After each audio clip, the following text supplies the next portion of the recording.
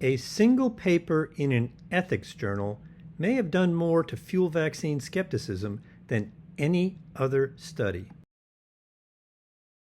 In December of 2022, this risk-benefit assessment concluded that boosters do more harm than good to young men, adding rocket fuel to the anti-vaccine fire. Just a week after it was released, the state of Florida declared war on the vaccine manufacturers and put the senior author of this paper on a public health integrity committee.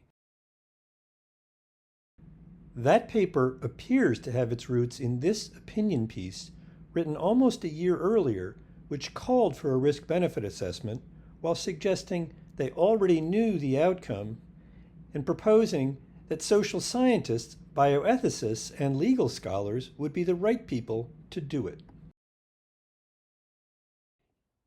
Not only did this risk-benefit assessment reach exactly the predicted conclusion, but it included 5 authors from the original opinion piece. Apparently, the other 4 authors provided the skills needed to do the risk-benefit assessment. So who were these experts? There was a surgeon who chided experts for not telling the public that the pandemic would end in the spring of 2021, an oncologist who had compared those responsible for public health interventions to Hitler's fascists, an epidemiologist who had very publicly declared that kids should go back to school without masks, without testing, and without vaccines. And finally, the person who apparently did the risk-benefit assessment was a self-declared boutique science and technical communications consultant.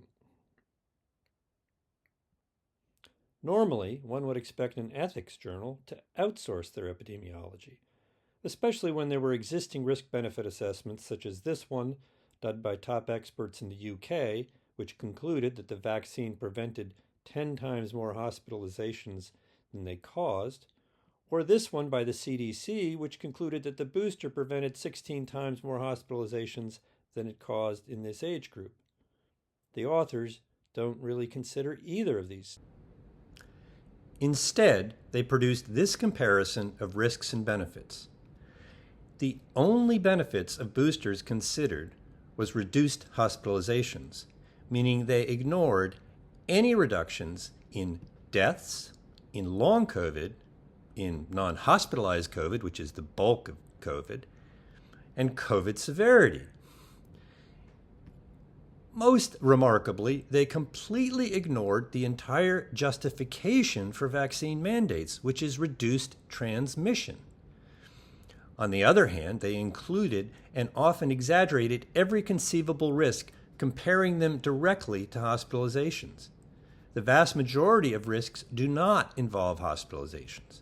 And when they considered hospitalization, they cherry-picked results, and they routinely ignored controls. To get a sense of these errors, consider just one of these graphs.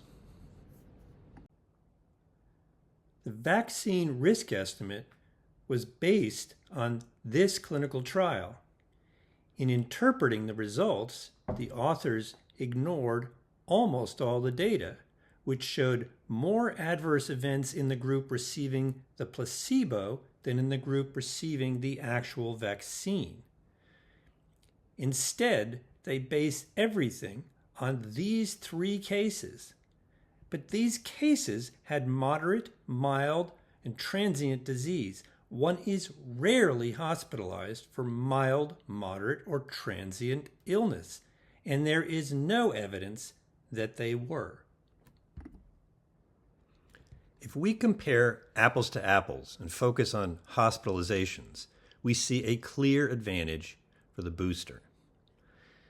Comparing adverse vaccine reactions to cases of symptomatic COVID prevented by the vaccine, or consider prevention of COVID deaths at the rate they were occurring at the time of the study, the advantages of the booster become clear, even without considering reductions in transmission or long COVID. There are a couple of things the authors get right. First, the vaccine policies should consider prior infection. And second, the underlying need for a discussion of ethics of mandates when the vaccines cause harm. But you have to have the best possible epidemiology, which this is not. And you have to consider transmission because that is the reason for vaccine mandates. I count 12 major flaws in this paper. To be fair, all papers have flaws, but if the study is objective, the flaws are random. In this paper, every error either exaggerates risk or minimizes benefits. That's like flipping a coin 12 times and getting heads every time. At some point, you start to worry if you've got a fair coin.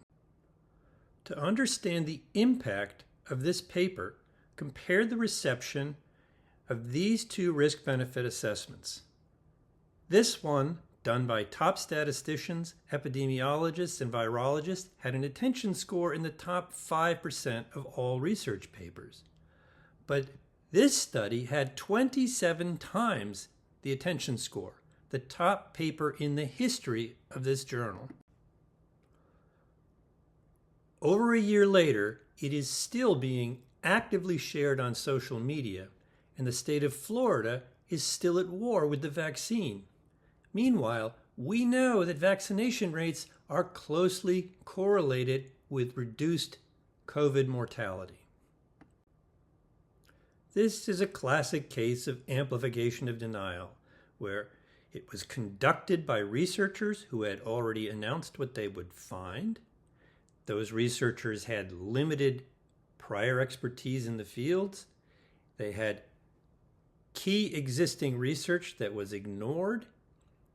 Conventional media amplified the results. It exploded on social media and was never corrected.